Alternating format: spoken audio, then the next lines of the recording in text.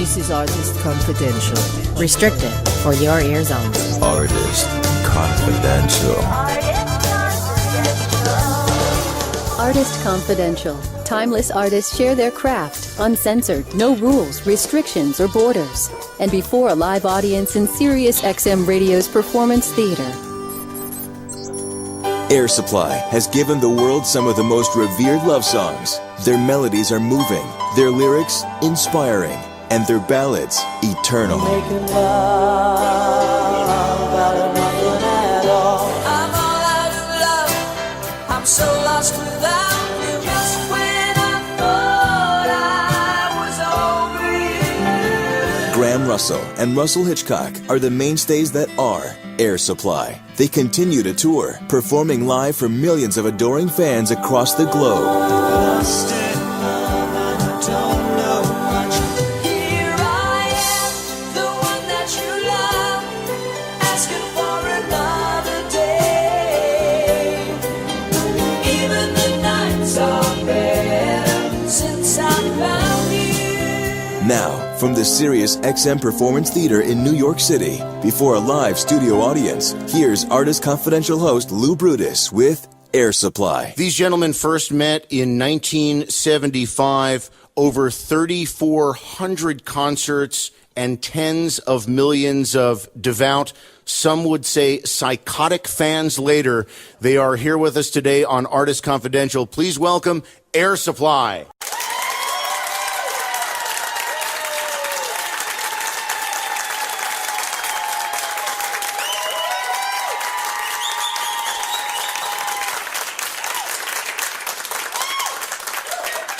And you know, I hated to use the word psychotic about the Airheads, and yet it seems to fit the most. It's good to see you guys.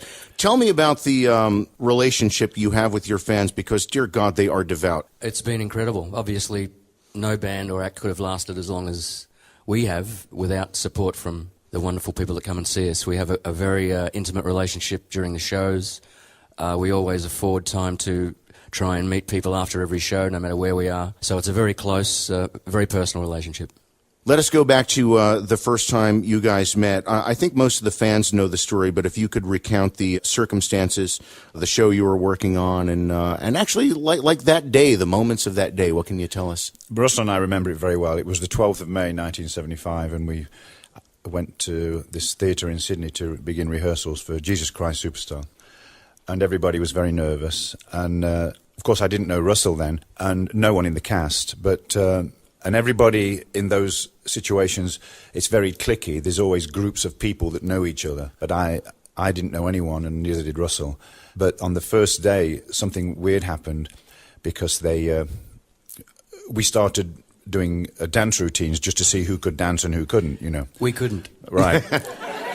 But I twisted my ankle really badly after about 5 minutes of this trying to dance. And I thought, I'm out of the show, you know, because they don't want somebody in the show because it's going to take 2 weeks for my ankle to heal. I'm out of the show. But I remember Russell and another one of the apostles grabbed me and took me over to the washing machines. They had where they wash all the clothes, right? And he dunked my foot in the hot washer, then in the cold one. But and that's how we became friends. And but 2 days later, I was up and dancing, you know. But that's how we met, and we became friends after that moment, you know. How did the run of the show go, by the way? It was nearly 2 years. We did 10 or 12 shows a week. Once again, a great experience. I'd never been involved in any kind of music at all. I came straight from an office job into Superstar, and it taught us a lot about discipline, you know, being focused on what you're doing during the show. Obviously, we got to work with some tremendous artists, people that were very famous in Australia at the time. So it was, you know, we absorbed everything we could to be better performers when we actually came out on the road as Air Supply. Great experience.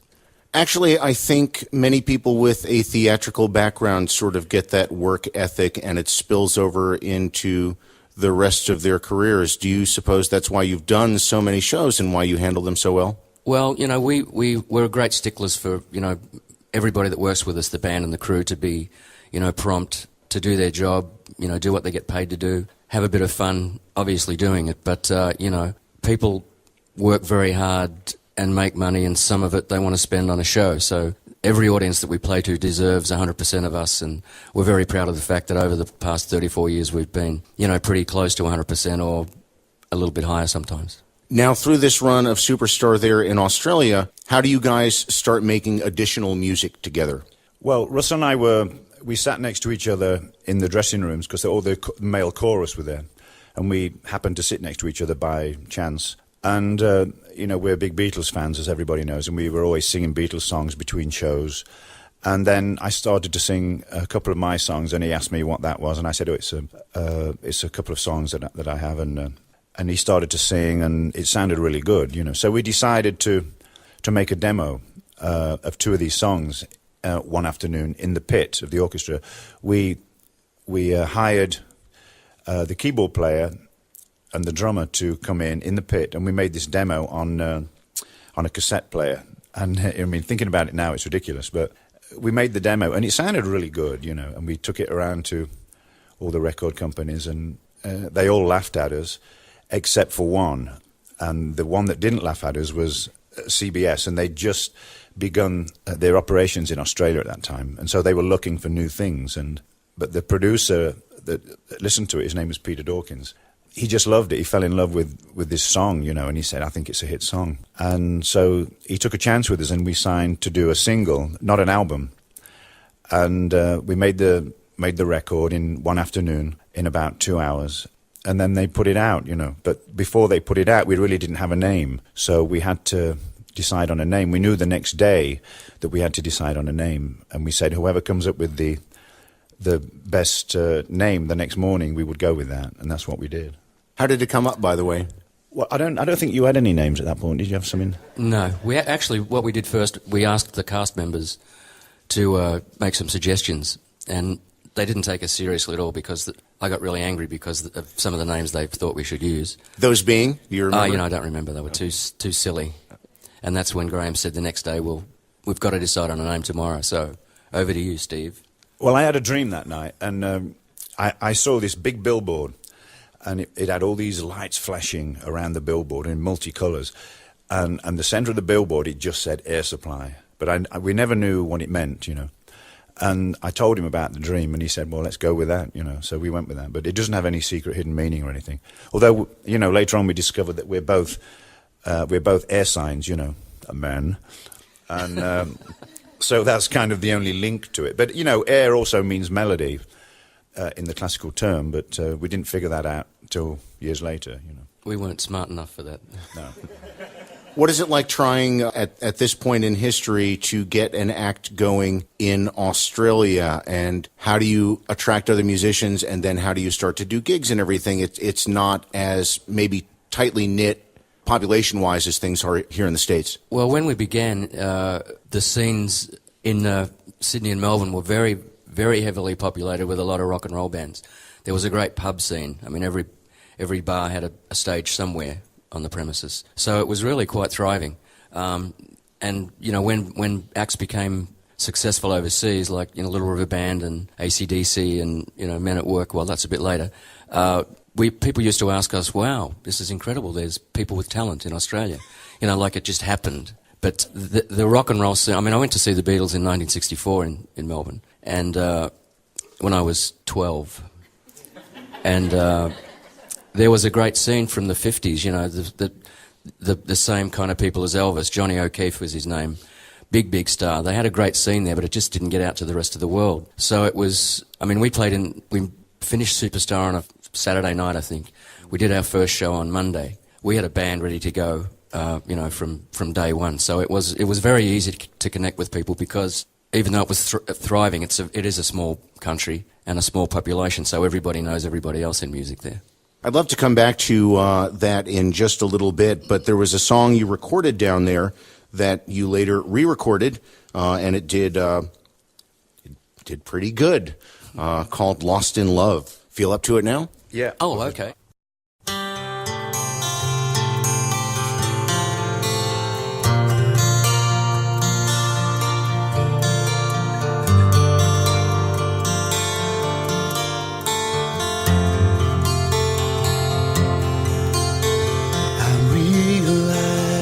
Best part of love is the thinnest slice. It don't count for much, but I'm not letting go. I believe there's still much to believe. So lift your eyes if you feel you can.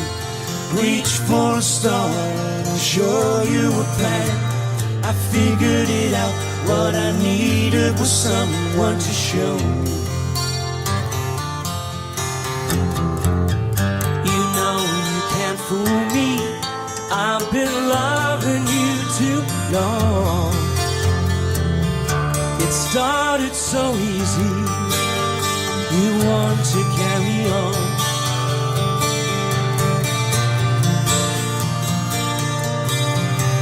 Lost in love and I don't know much. Was I thinking aloud?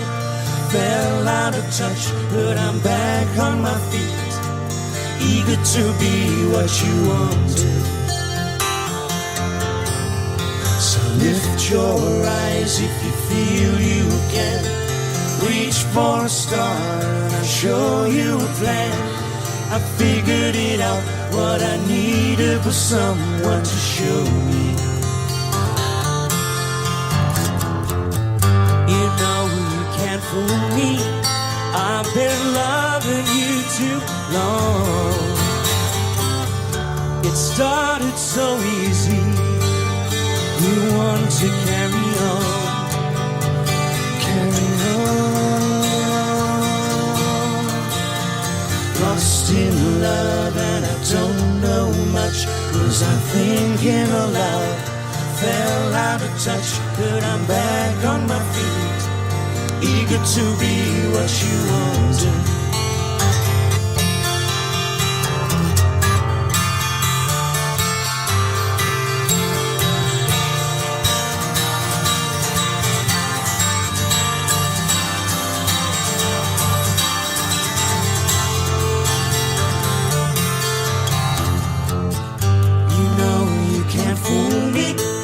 I've been loving you too long. It started so easy, you want to carry on.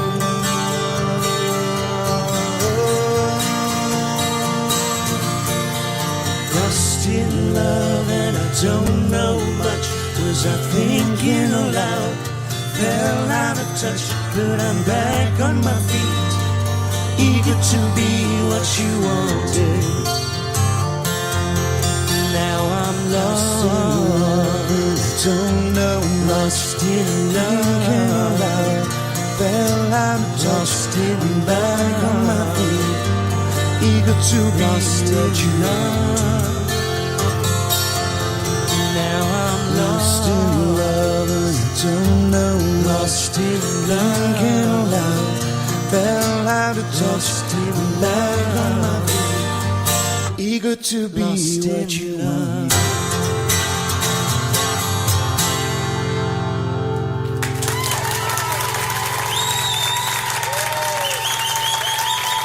Graham, Russell, Air Supply here on Artist Confidential.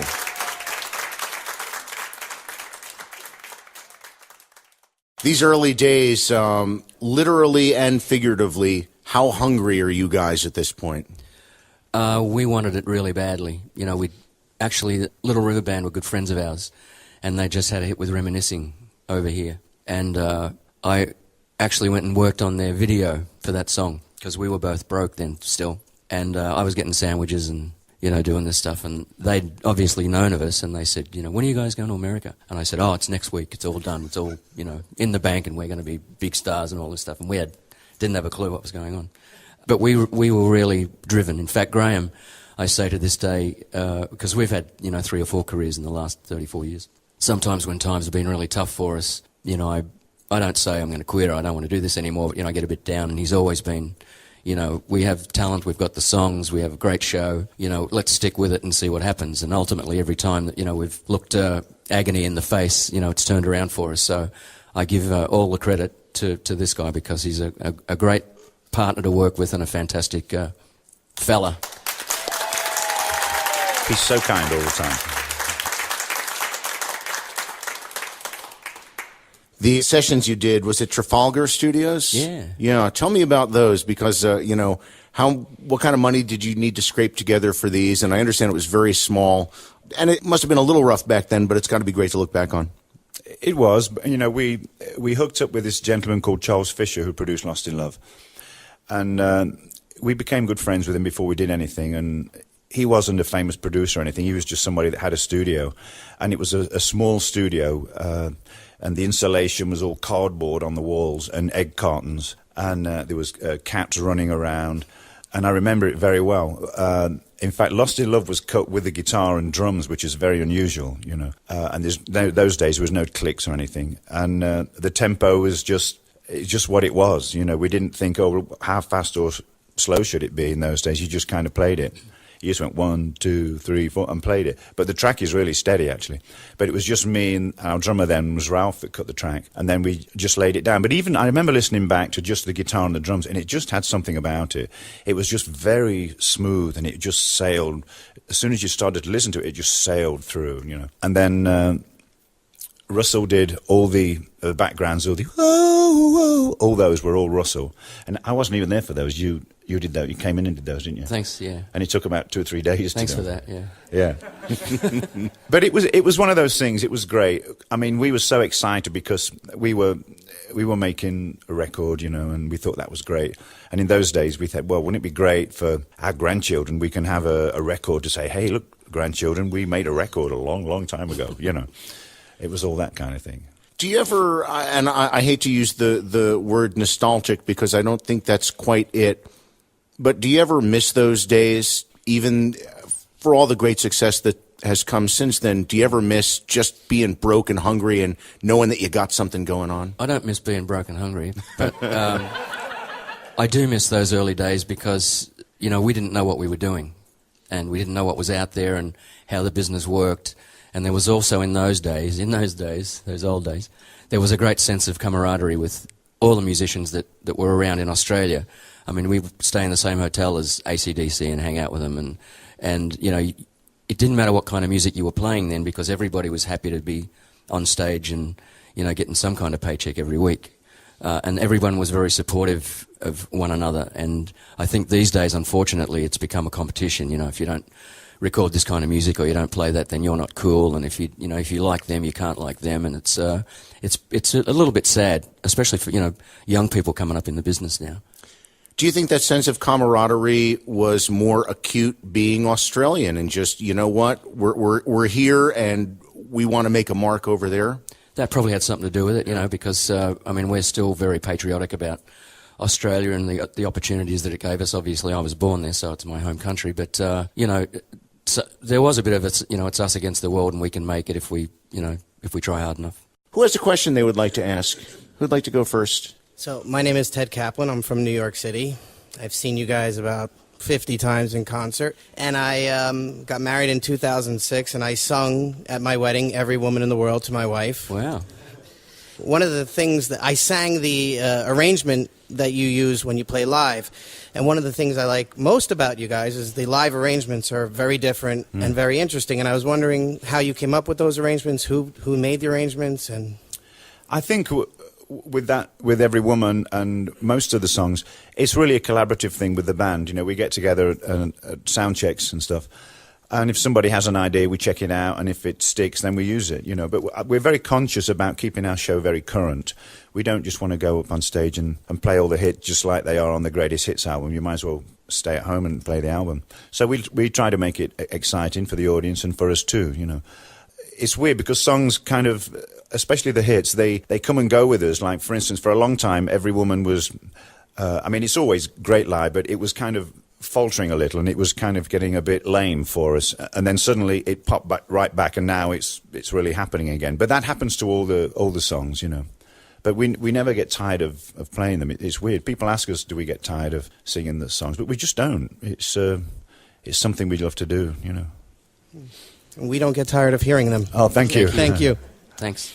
You, sir. Come on up. Hi, my name is Lars. As everybody can hear, I'm not American. I'm from Germany, Munich. And well, in comparison to the first question, I never had the opportunity to see you live because you never came to Europe, as far as I know. So my question is, why didn't you come there? You got a whole lot of friends.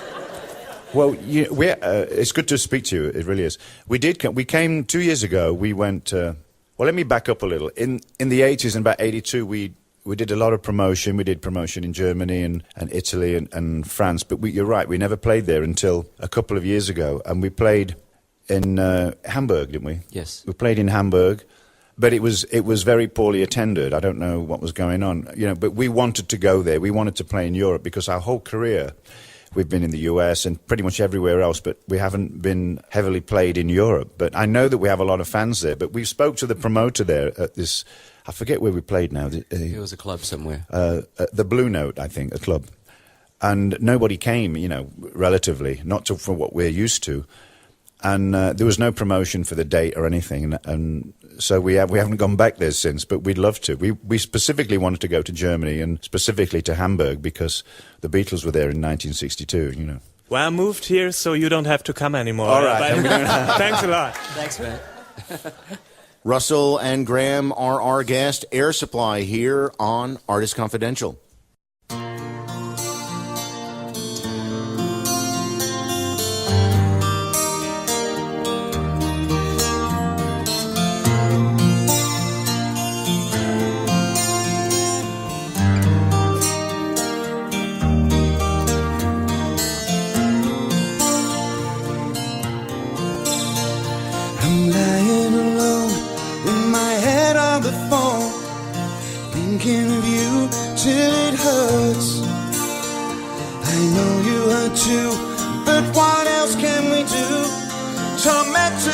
torn apart. I wish I could carry your smile in my heart. The times when my life seems so low, it would make me believe what tomorrow could bring, when today doesn't really know, doesn't really know. I'm all out of love, I'm so lost without you. I know you were right, believing for so long. I'm all out of love, what am I without you? I can't be too late to say that I was so wrong. I want you to come back and carry me home, away from these long, lonely nights. I'm reaching for you, are you feeling it too? Does the feeling seem all so right? What would you say if I called on you now and said that I can't hold on? There's no easy way, it gets harder each day. Please love me or I'll be gone, I'll be gone. I'm all out of love, I'm so lost without you. I know you were right, believing for so long. I'm all out of love, what am I without you? I can't be too late to say that I was so wrong. Oh, what are you thinking of? What are you thinking of? What are you thinking of? What are you thinking of?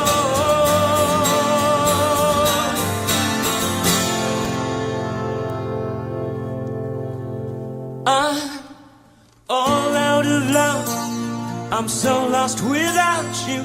I know you were right, believing for so long. I'm all out of love, what am I without you? I can't be too late, I know I was so wrong. I'm all out of love, I'm so lost without you. I know you were right, believing for so long. I'm all out of love, what am I without you? I can't be too late to say that I was so wrong.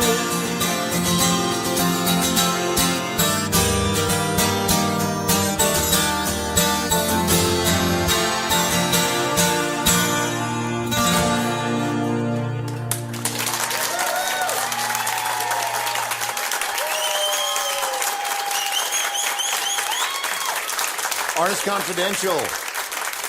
Air Supply, our guest.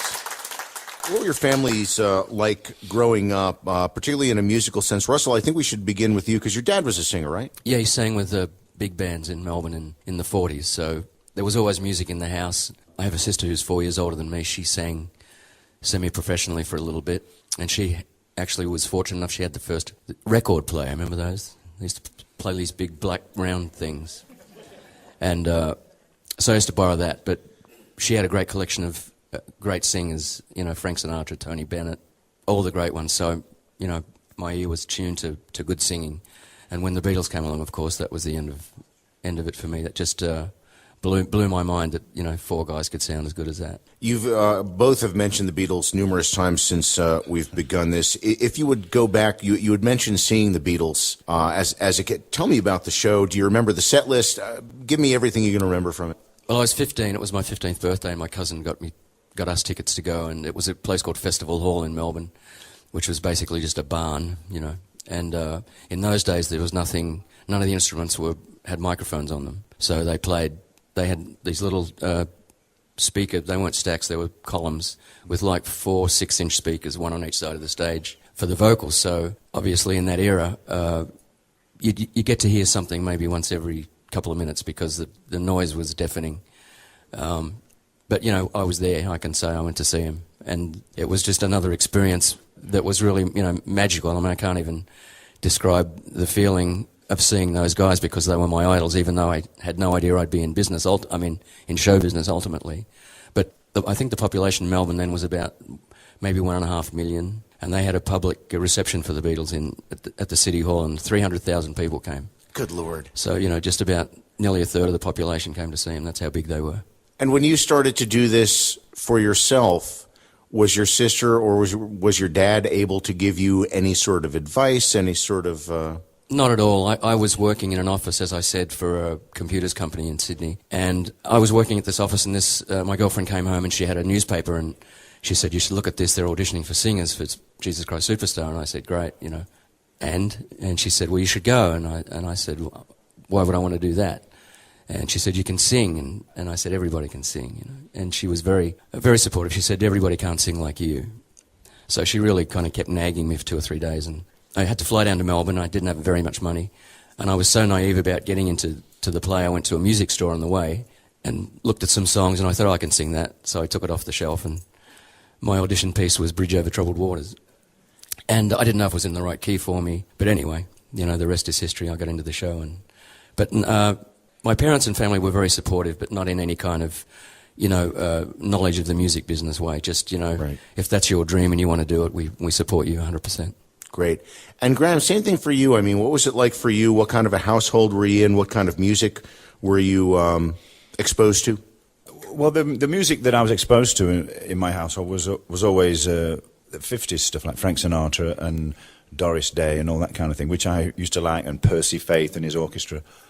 And we had a very small house, but in the front room, which, you know, you weren't allowed to go in because it was always nice and clean and tidy. That's for company. That's for company, exactly, and Christmas. There was a piano in there, an upright piano, and I used to sneak in, and I wasn't allowed to go in there, but I'd sneak in and play notes on the piano. I couldn't play, but I used to play this triad, you know, like a C triad, and go up and down the piano, and I used to love that. That was my thrill. So I'd sneak in there all the time, and nobody was in the house. But apart from that, there was no other musical entities at all, you know. We had a record player, and it's funny, it's the same thing when I first heard the Beatles, I just went crazy, you know, and I used to rush home from school and listen to Pop Goes the Beatles. It was on BBC, and this was in '63, and I'd rush home, get out of my school uniform, and go and listen to the radio, and I just loved it. It just changed my whole life, you know. And I said, I've got to do something like that, you know. But I was already writing songs at that time, but I didn't know what to do with them or anything, you know. Did your friends know you were writing songs? Because for some people who write that young, they lock it away and really don't let people know that they're afraid of being embarrassed. I had a school friend, and we were very close, and still are, and we'd always sing together. And we'd sing all these songs that I'd written, and they weren't great songs. They were just 3 or 4 chords. But they were kind of interesting, and we'd sit down and on a Sunday afternoon we'd sing the songs, and that's how I really got into it. And he was always very supportive, and I think because of him, because of that, I carried on, and it gave me a place, you know, it really did. You should tell them the name of your band. That's really interesting. Oh, well, I was in a band for a while, but I was playing drums badly, and it was called the Nottingham Oddfellas. Very strange. And from these humble beginnings for the two of you, you're still doing well over 125 gigs per year. And I ask this of many artists, but why is it that you suppose what you two do has a lasting impression on everyone? When so many people who are very talented, God bless them, fall by the wayside. Why are you guys still here? Well, I think it all starts with the songs. I mean, if you can't connect to a song, then you know you're going to forget about it. You know, I have a 20-year-old daughter, and she plays me stuff that she listens to these days. And I said, you won't remember this in 5 years because it's just terrible, you know. But it's hip now, and she listens to that. So I think, you know, from the very get-go, we made a great connection through the music with our fans. And also, we've been out there. You know, we don't make a record every 10 years and don't tour. We're on the road, you know, 6 months a year at least. And we stay in touch with, you know, these great people here and everywhere around the world that wants to come see us. And once again, we make ourselves as available as we can when we're out there, so we don't lose that connection. And it's not just the music; it's us and the Air Supply entity and Graham and I, you know, as a combination, and the guys in the band, whoever they may be at the time, to you know, just we never lose sight of the fact that if it wasn't for people supporting us, we wouldn't be able to do this. So, very important to us. And I guess a follow-up to this as well would be, I know how hard you guys work to keep yourselves current and fresh. Not everybody can do that, even though they try. Why do you suppose that you can? Well, we always try to change the show and make the show evolve. We're in that space right now where the show is, I think we've got a great live show, but we always want to change it and make it even better. And we're always rehearsing brand new songs and in the studio doing new things, you know. I wouldn't be very happy if we just, like I said earlier, if we just went out and played the hits. That's not really what we're all about, you know. Even though we could get away with that, certainly, if we wanted to. We could just go out and play all the hit songs and pad the show a bit, but that's not what we're all about at all. You know, I like to keep writing great songs and try, and all the time, every day, and just try to push us forward over the edge, you know, wherever that may be. I mean, who knows, it could all stop tomorrow, you know, and if it did, we would have had a great journey together and as an artist, as a band, you know. Well, next up on the list is The River. What can you tell us about it? Well, this is a brand new song, and it's on the new album coming out in summer, and it was written on a day off in Santiago in Chile. Usually on days off, everybody stays in bed, you know. And Russell never comes out of his room, so I can't get him out. So, but I just went out with this guitar and on my own, and I found this beautiful field, you know, because we were staying outside the city. And I found this beautiful field, and there was this beautiful stream just going right through the middle of it. And I had my guitar in the case, and I just plonked down next to this little stream and just started to play the guitar, and then the song just appeared, as they always do. They just come from nowhere. And I played it for Russell when we got back, and he said, "Oh wow, we've got to put that on the next record," you know, because he fell in love with it. And it's the kind of song that I love too. It's just simple, you know. Its simplicity is its charm, I think. We hope, anyway. It's a great song. Let's give it a listen. It's The River from Air Supply, our guests here on Artist Confidential.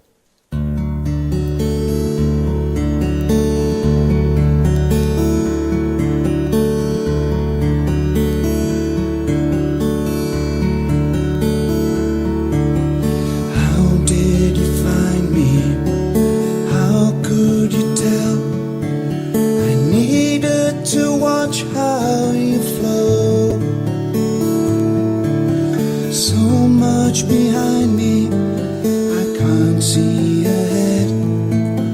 Tell me how I can let go.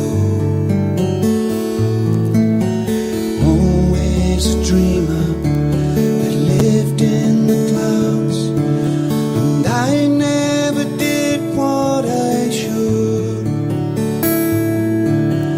Not very keen to do what I was told.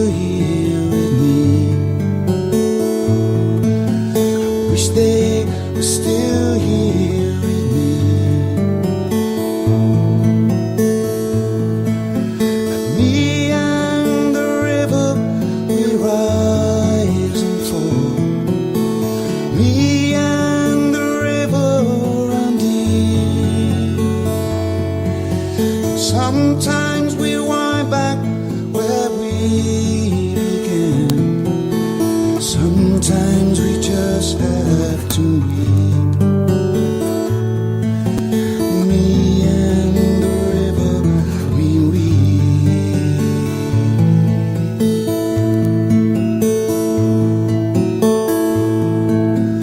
Me and the river, we rise and fall. Me and the river run deep.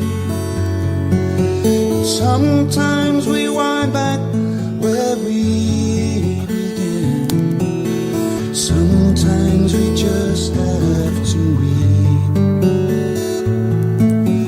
Me and the river, we weep.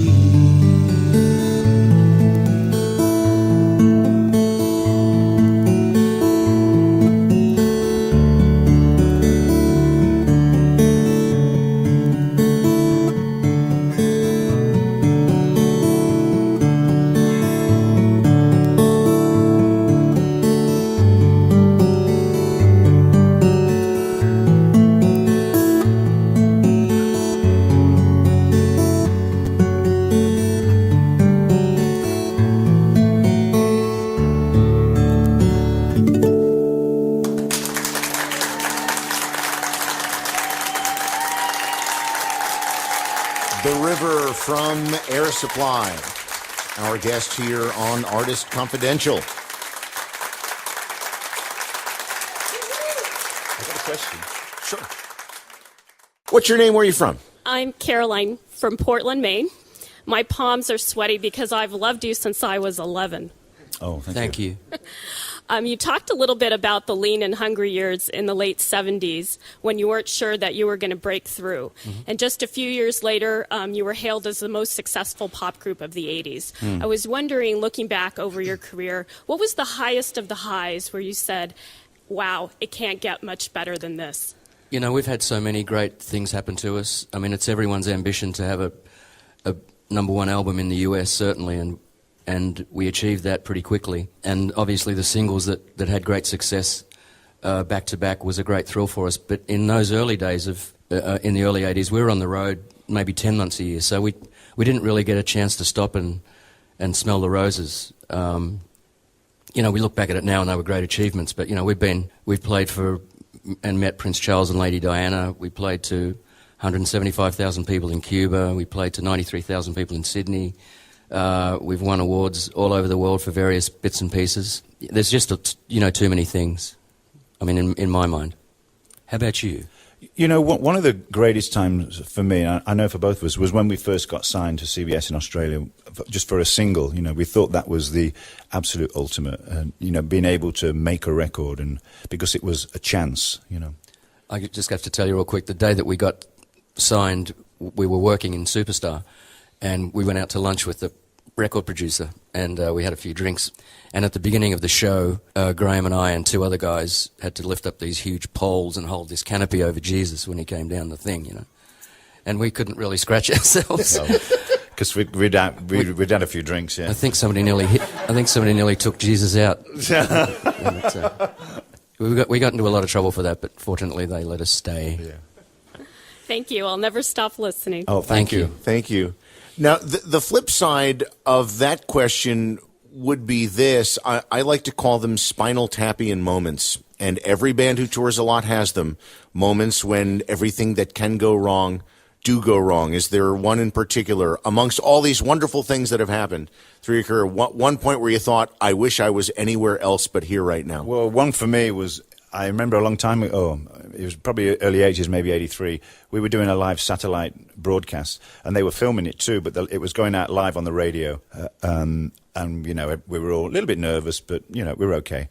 And everything was great. We had the big lasers and the set and everything, and I walked down, did my grand entrance, well, we both did from each side of the stage, and we had these big rocks, part of the set. It's supposed to be the Australian desert. And we came down, and I just fell head over heels. I just fell over, you know. And I thought, oh, Christ. And they couldn't stop, and they couldn't make another beginning, but I just felt so ridiculous, you know. I mean, and I never do that. I'm not a clumsy person, but I just came out, and I got off the rock, and I just fell down. And I thought, oh. But, you know, people forget things, but it's things like that that make you feel very small. It was Jesus getting back at you. It probably was, yeah. Thanks a lot. Russell, what about you? What do you got? About when you broke your arm. Yeah, I fell off a stage in Minneapolis at the State Fair in 1982. The main stage was the main stage, and the speaker stacks were on separate platforms. And when I walked over to, do my shtick in front of the speakers, I jumped over this gap. And when I came back, I forgot about the gap and fell like 12 feet onto this concrete raceway and broke my arm. And I remember for some reason I thought I'd broken my back, even though I didn't land on it because I couldn't breathe. And I rolled over, and I'm gasping for air, and Graham's at the edge of the stage going. I didn't know where you'd gone because it was all dark, and I looked around, and suddenly you'd stop singing, and I thought, well, where's he gone, And then I was looking around, and I just happened to look over the edge of the stage, and there he was. And I'm saying, help me. Splayed, yeah. But it made the national news. Yes, it did. So we sold more albums that week. We did, yes. Yes, says, only no press is bad press. That's right. Really. We have another question. Who are you? Where are you from? Hi, I'm Steve from the Jersey Shore. I saw your concert Friday. Great show. Thank you. My question is, I know a lot of songs are written with specific people in mind. With your hits, were they written with individual people in mind? No, not really. I mean, I don't really write for other people. I mean, I just write songs, and of course, Russell's always there, and I'm conscious of where it's going to go, where the melody's going to go. But the melody always comes with the words. It all comes at the same time for me.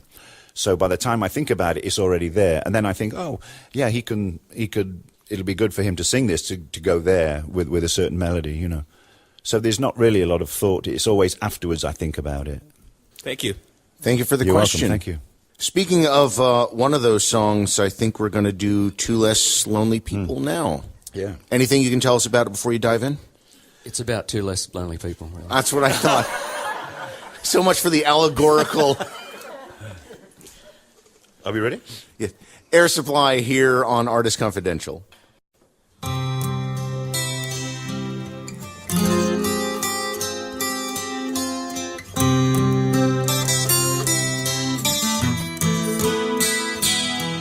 I was down, my dreams were wearing thin. When you're lost, where do you begin? My heart always seemed to drift from day to day, looking for the love that never came my way. Then you smiled, and I reached out to you. I could tell you were lonely too. One look, then it all began for you and me. The moment that we touched, I knew that there would be two less lonely people in the world, and it's gonna be fine. Out of all the people in the world, I just can't believe you're mine. In my life where everything was wrong, something finally went right. Now there's two less lonely people in the world tonight.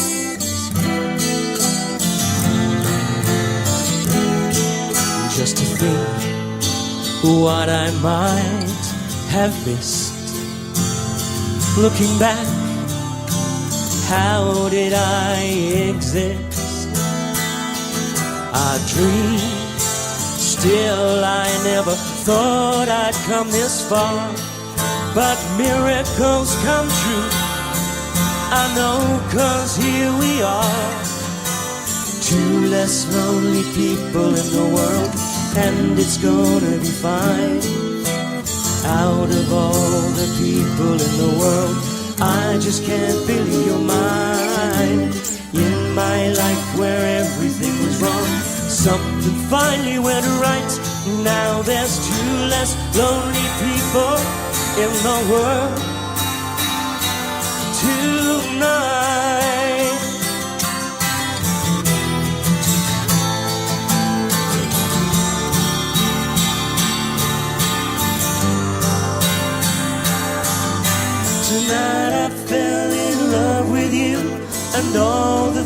things I never knew seem to come to me somehow. Baby, love is here and now. This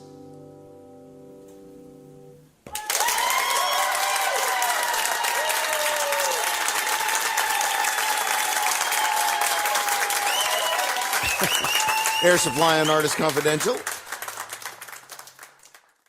Sorry about the cold too, folks. I'm a bit nasally today. You wouldn't know it, though. You sound wonderful. What happens on a day where you've got, 5, 10, 15,000 people standing by and you feel like dog meat and really shouldn't be out there? You mean like yesterday? Yes. No. I'm really lucky. I've always, and we've had this thing that come hell or high water, the show's going to go on. And days where, I don't feel well, I just don't speak to anybody till it's showtime. And for some reason, some way, it always happens. And I don't take that for granted, but, I don't think we've missed a show in... I can't remember when we have. Maybe that's probably why, because Russell does stay in a lot, and that's probably why, because you don't want to, catch anything. I had my tonsils out in 1995, which was a drag, because you're an adult, and all that crap about eating ice cream, it's really painful when you're in your 40s. And before that, I used to have a lot of problems with throat infections and stuff like that. So since I had the surgery, I've been really pretty good. There was a gig you mentioned earlier, a pretty fantastic one, even by your standards. Tell me about going to Cuba and everything that transpired. We'd been wanting to go there for years. I mean, there's a couple of places in the world that we haven't been still we'd like to go. But we had a chance to with the promoter that we were working with in Mexico, and it was an exchange with the Department of Music or something over in Cuba. And, we went to Havana, and that was quite an experience because all, the cars are from the 50s, and it's a beautiful city, and it could be much more beautiful if it was, circumstances were different, obviously. But anyway, we got there, stayed in a great, what was the hotel? The Hotel National. Ernest Hemingway stayed and a whole bunch of people, so that was very cool. And the day before the show, we went to the university, and these students there played some of their compositions for us, and it was great to see, but very sad. I mean, the equipment they had was terrible. I mean, there was a drum kit with nothing matched, but they were great, and obviously thrilled that we came to see them. So we did a couple of things for them, and the next day was the show, and I was talking to the promoter, and I said, how many people are you expecting? And I think Radiohead had just been there, and they had like 65,000 or something, that's a lot of people, And he said, we're expecting about 70 for you guys. And it was just on the eve of Hurricane Dennis was coming in. So the day of the show, it rained pretty heavily, and we got to the venue, and they took us underground to where the dressing rooms were. We couldn't go out on stage to sound check, not only because of the weather, but people had been there since 7 o'clock in the morning, and this was around 8:30 at night. So when we were introduced and went on stage, I mean, it was the first time in my life where I walked out and I stopped because I was so... I couldn't believe you couldn't see anything but people. I mean, to the horizon there were people. They had speaker stacks, half a mile away. I mean, it was just a phenomenal show, and everybody stayed, even though it poured. They sang every song. It was just one of those, highlights that somebody was asking about before. It was unbelievable. What were the final estimates for the crowd there? Because it was in all sorts of six-figure ranges, I think. They said it was 175,000. Good Lord. And another part of the world I have to ask you about, I guess it was around the Goodbye single that you started to hit Asia quite a bit, and you were the first Western band, I think, to play a ton of places over there. Graham, if you would. We started to go to Asia very early in our career. And in fact, in 1980, we went to Taiwan for the first time because the government asked us to come. And we also went to Japan in 1980 for the first time. So we had a relationship with them. And then consequently, we were very successful in America in 1980, which meant you're successful in the world. And we went to a lot of places, but we always kept going there. We made a point to keep going to Asia. We were the first band to tour China in 96, and we were given medals, actually, in Taiwan. The mayor of Taipei, who later became the president of Taiwan, gave us these medals, and he said, whenever you come through customs now, you don't have to show your passport, you just wear the medal and you can walk straight through. For real? Yeah. And it was some... We're honorary citizens. Of Taiwan.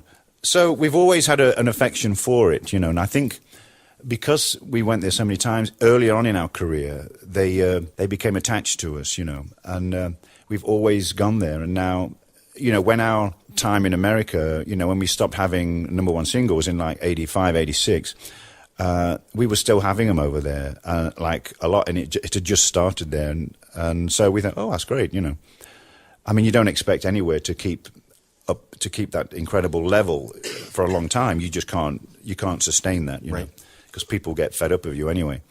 But and so we went to Asia, and it happened all over again there in China. And I remember the first time we toured China, and we went to like 8 cities or something, and it was phenomenal. You know, went to the wall, and all the dignitaries come out. You know, when we first went there to tour, we had to go in front of a panel it's the Communist Party, obviously, but we went in front of this panel you have to bring all the lyrics and the what you're going to wear on stage and what songs you're going to do. And there's all these generals sitting in this semicircular behind this desk, and you come in like it's an interview, and they're all sitting there very stiff, you know, and they've all got the medals on, and they ask you all these questions with an interpreter, and you have to pass a certain test to be able to come to play. But they said we were okay, you know. And what was it like once you start to get out amongst people and you're doing shows? At that point, people are people and music fans are music fans and everything is great? Well, you know, that we played, I think that Beijing shows, we played 2 or 3 nights in this basketball stadium. And we were given a warning because we usually go into the crowd during the show, you know. And they said, you're not allowed to go into the audience because, you know, they'll stop the show or whatever. And I think the first 2 nights we didn't go into the audience. But the third night we did. And all these green uniforms came rushing forward, and then by then it was too late because people were, you know, doing the touchy-feely thing. And they loosened up, you know, obviously consequent visits. It's been a lot looser and a lot more fun. They were all armed too, the guards. They were all military, they were all armed. But they were cool people, you know, in the end. I mean, they're doing their job. But then, you know, when you go back to the dressing room, there's a guy there on the dressing room with a big machine gun, you know, just like that. But then you start talking to, well, you don't know Chinese, but you know, wink at him or, you know, and then they loosen up and you go, ho, ho, ho, you know, and he'll have some tea with you. So they put on a big front of being very... Military, but they're just humans like us all, you know, they like to have a laugh and all that. And that's the beauty of music, really, you know? It really is. It really is. And you must be, I've been very blessed. I've interviewed hundreds, thousands, I guess, of artists through the years. I think you are the only gentleman I can look at and ask this question. How was dinner with Imelda Marcos? Oh, right. That was quite an experience. You know, we'd been to the Philippines many, many times, and the promoter this time told us that he'd like us to join him for dinner with her. And in fact, can I go back just a little bit too? Sure. I was flying back from the Philippines years ago on Philippine Airlines, and I was flying first class, and the check-in took forever, a lot longer than usual, and I sat in my seat, and I was on the plane for about 45 minutes, and nobody got on the plane. And I thought, this is really strange.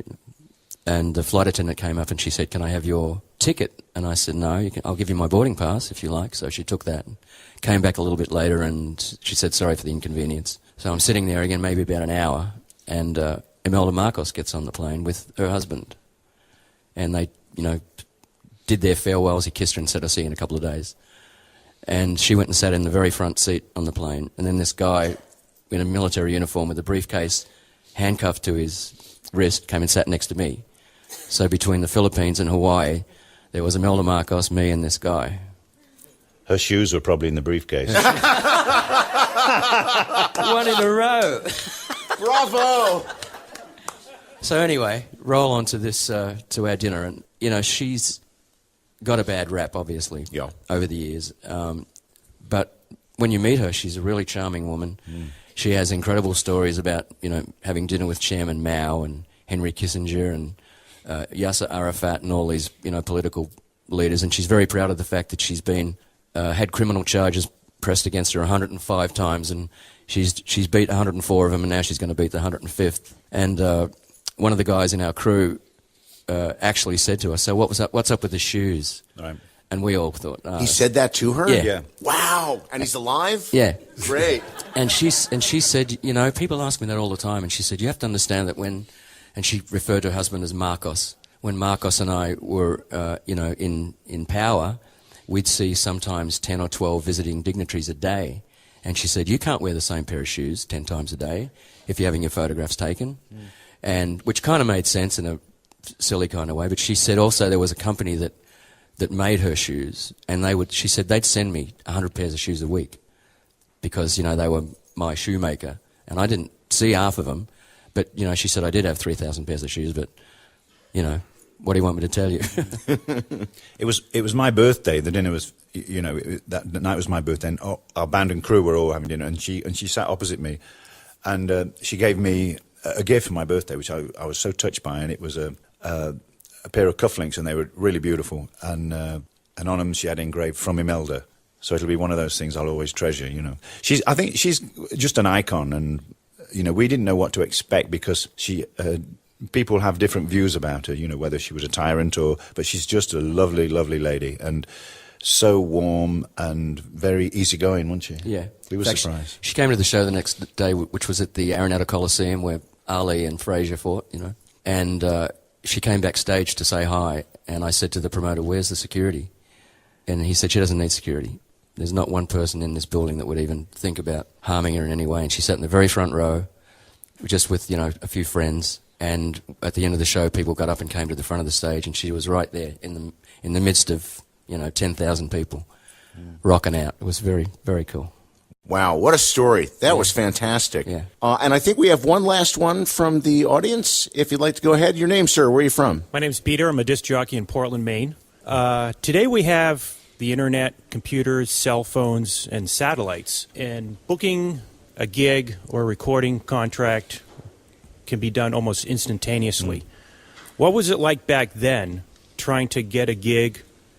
Did you have the right directions to the place? Did you get lost? Trying to communicate with your agents, things like that. It was a very different world, obviously, in those days. In the very early days, we all travelled in one van, and just to digress for a second, but we'll come back to that. I remember we had a number one record in Australia. We had the number one album and single.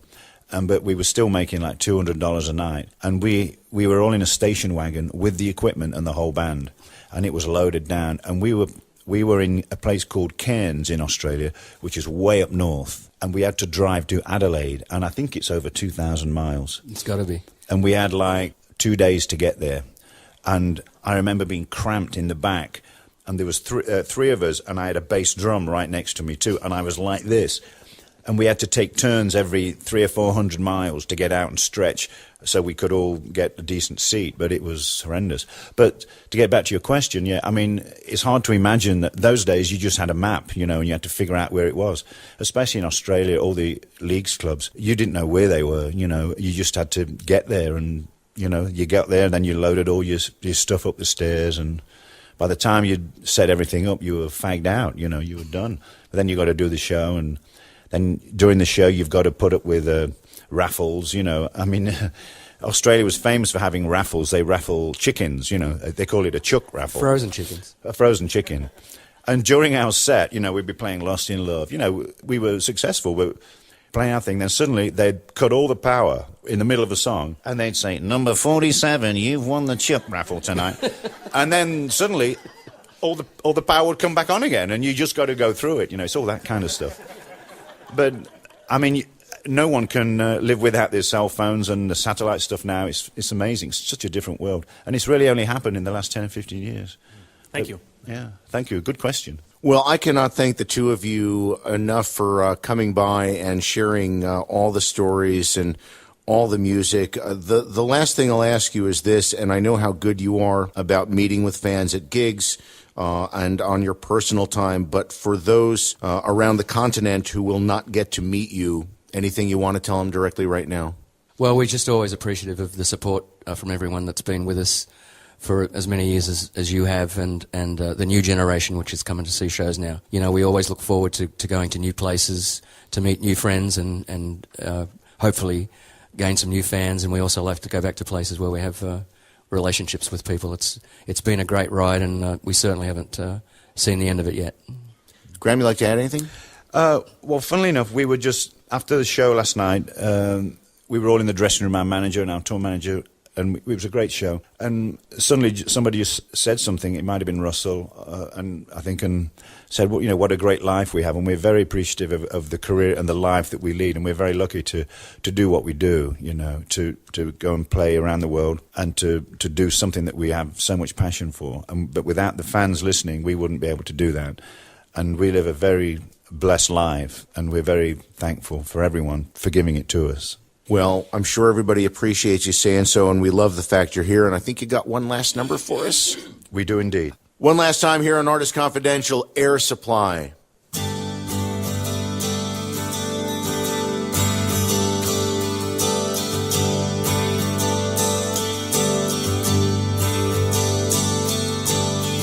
the night has gone. Now the night has gone away.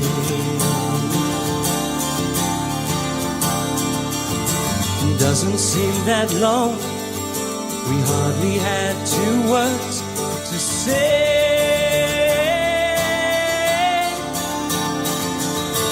Hold me in your arms for just another day.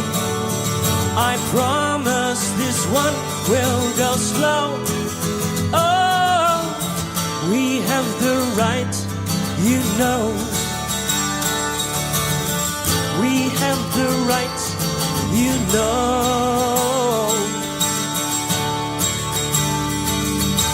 Don't say the morning's come, don't say the morning's come so soon.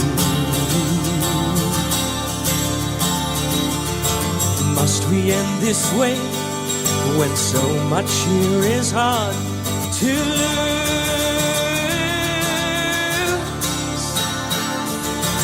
Hold me in your arms for just another day.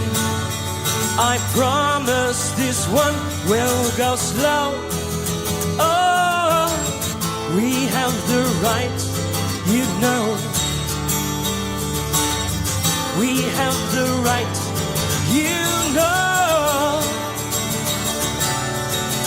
Here I am, the one that you love, asking for another day.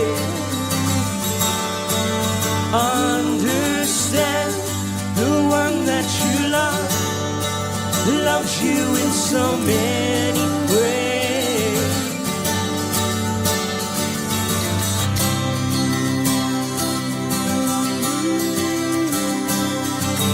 Tell me we can stay, tell me we can stay, oh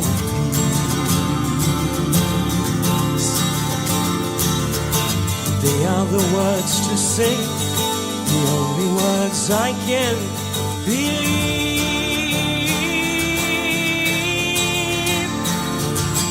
Hold me in your arms for just another day.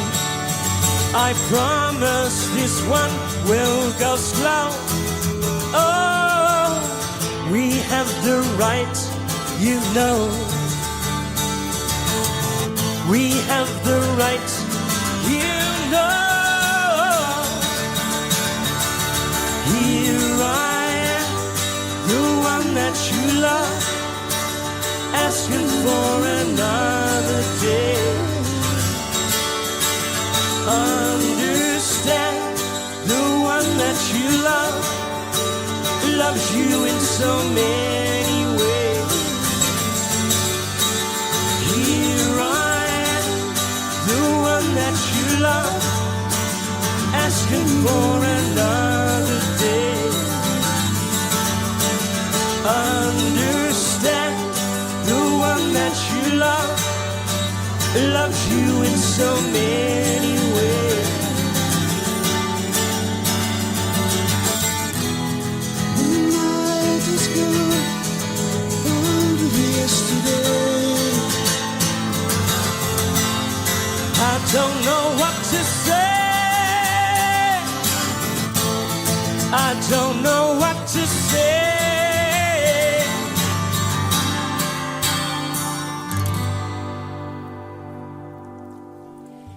Here I am, the one that you love, asking for another day. Understand the one that you love loves you in so many ways. Here I am, the one that you love, asking for another day. Understand the one that you love loves you in so many ways. Hey.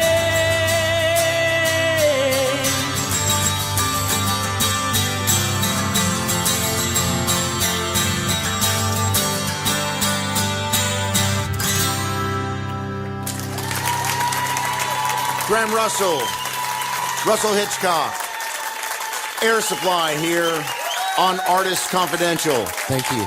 Thanks, guys. Thanks, man. Thank you so much. Thank you, everybody. Pleasure. Thanks, everybody.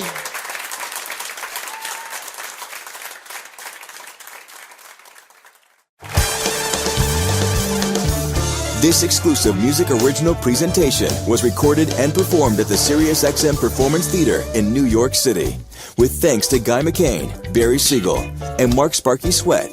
Artist Confidential with Air Supply was hosted by Lou Brutus, recorded and mixed by Rob McComber, assisted by Chris Gibbons, series and post-producer Alex Hodge. The Artist Confidential theme music composed by Teddy Zambetti. SiriusXM operatives on this program include Greg Steele, Steve Leeds, Polly Showman, Rick Hamilton, James Anton, Larry Witt, and we thank Air Supply for sharing the stories. Artist Confidential is produced exclusively by SiriusXM Radio. To find out more about the Artist Confidential series, go to SiriusXM.com.